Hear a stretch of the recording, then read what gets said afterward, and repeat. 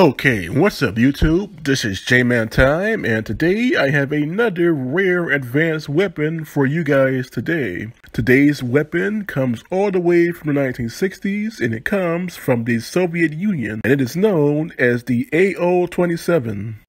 This weapon was designed by a man named Dmitry Ivanovich Shlerely.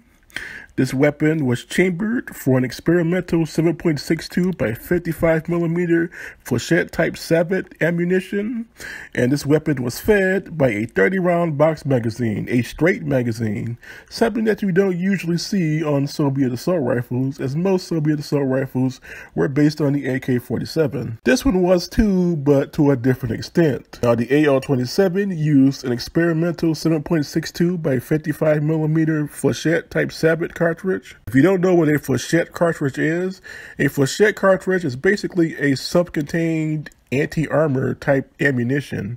The weapon uses a flechette or a sabot, which is a sharpened steel, sometimes tungsten, armor penetration device that is placed within the cartridge.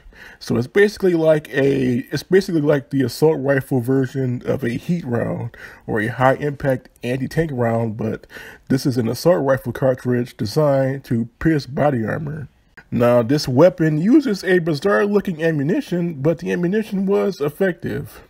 The only problem with the AO-27 is I actually don't know what's the problem with the AO-27. I couldn't find any information on why the Soviets never adopted this weapon, but most likely it was not very cost effective. Keep in mind, both the Soviet Union, the Warsaw Pact, and NATO had a problem with adopting new types of ammunition. For example, in the United States, we had adopted the 7.62 by 51mm NATO, and we stayed with that round for at least almost a decade until that round was eventually replaced or, substituted with the 5.56 by 45mm NATO. In the Soviet Union, they basically had the same problem.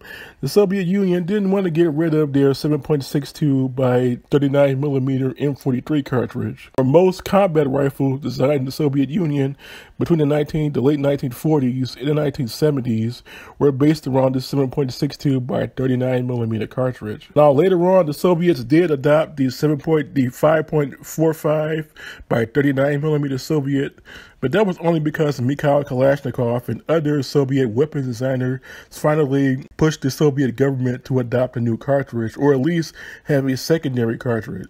Now, the AO-27 is one of the more advanced Soviet prototype weapons designed in the Cold War. This weapon had a pretty cool looking design. I mean, I like the stock color on this weapon, but the thing that stands out the most is that straight magazine. It reminds me of the Soviet Saiga assault shotguns, the Saiga 12 and the Saiga series of Russian-made assault shotguns that were designed later on in the 1980s and 90s. So this weapon has a very similar feel to the Saiga series of Russian shotguns.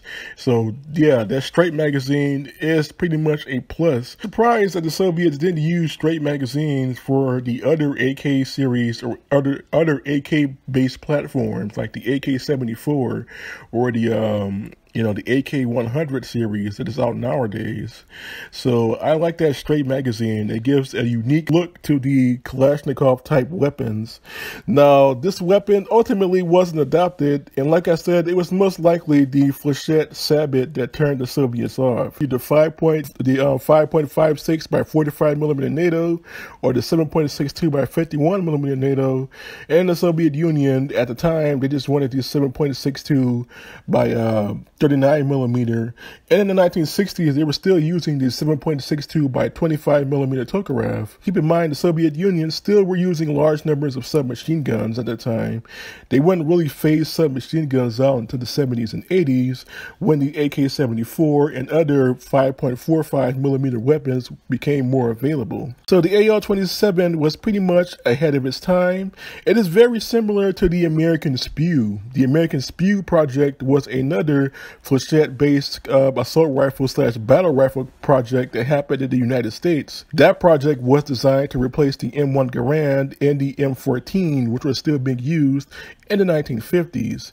But just like this AO-27, the SPEW project was also abandoned, largely because the U.S. military / the U.S. government didn't want to replace the 7.62 by 51 millimeter NATO, and at the time, the 7.63 millimeter Springfield 03 cartridge, also known as the 30-06, which was still in service with the U.S. military in the 1950s. Just like that, the same thing happened in the Soviet Union. They didn't want to give up the 7.62 by 39 millimeter, the 7.62 by 54 millimeter, and in the 1960s, still the 7.62 by 25 millimeter Tokarev, and ultimately the AO-27 project was abandoned.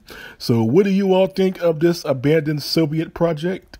Please tell me in the comment section below. And until next time, this was J-Man Time, signing off.